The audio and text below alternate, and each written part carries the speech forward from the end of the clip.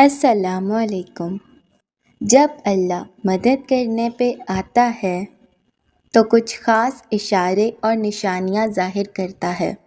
جب تم مدد مانگتے ہو تب تم تک ان ذریعوں سے مدد پہنچائی جاتی ہے جن کا تم تصور بھی نہیں کر سکتے، جیسے نوح تک پہنچائی گئی، کیونکہ تم اللہ کی مصلحتیں نہیں جان سکتے، اور دعائیں تو ناممکن کے لیے ہی ہوتی ہیں، اور جو نوح کا خدا ہے وہ تمہارا بھی خدا ہے۔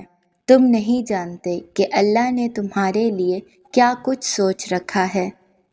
تم نہیں جانتے کہ اس دیری کے بعد تمہاری ہر اس دعا کی قبولیت ہے جو تم مانگا کرتے تھے۔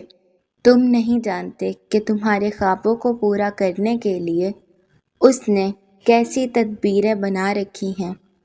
تم نہیں جانتے کہ تمہیں توڑنے میں ہی اسے جوڑنے والے سبھی راز چھپا رکھے ہیں۔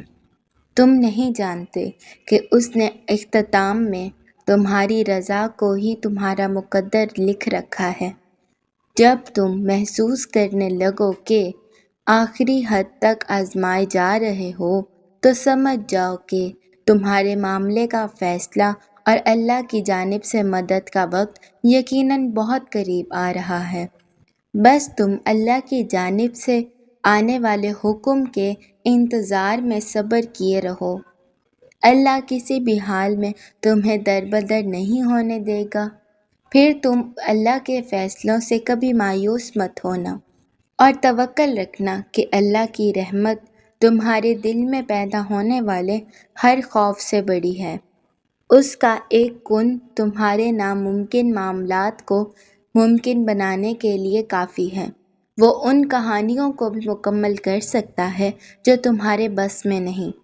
تمہیں بس یقین رکھنا ہے کہ جو تمہارا ہے اس تک تمہیں پہنچنا نہیں پڑے گا، بلکہ وہ خود راستہ ڈھونڈ کر تم تک پہنچا دیا جائے گا۔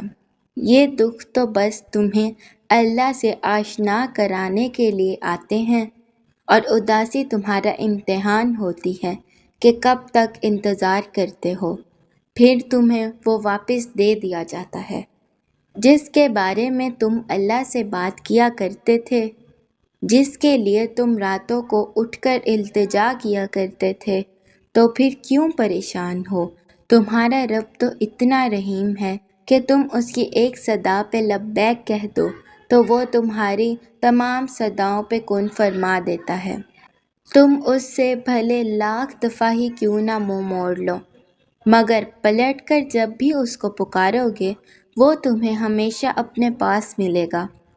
اس کی محبت تو ایسی ہے کہ وہ روٹھ کر بھی روٹھا ہوا نہیں لگتا، تو پھر ایسی محبت سے مایوسی کیسی؟ تو پھر جو چاہے اسے اللہ سے ضرور مانگو، مگر اس کے پیچھے بھاگو مت۔ اگر دل کا سکون چاہتے ہو تو ان معاملات کو اللہ کے حوالے کرنا سیکھو جنہیں تم بدل نہیں سکتے۔ دستبردار ہونا سیکھو، چیزوں کو آزاد کرنا سیکھو، خود سے محبت کرنا سیکھو۔ تمہاری مستقل دعائیں ہی ناممکن کی قبولیت کو ممکن بناتی ہیں۔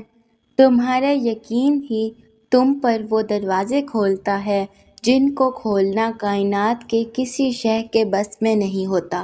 تمہارا صبر ہی تمہیں معجزوں سے ملواتا ہے، اور کن سے فیکون تک ہر ادھوری کہانی مکمل ہو جاتی ہے، اور وہ دعا جو منہ سے نکلتے ہی قبولیت کے مراحل میں داخل ہو جاتی ہے وہ ٹوٹے ہوئے دل کی دعا ہے۔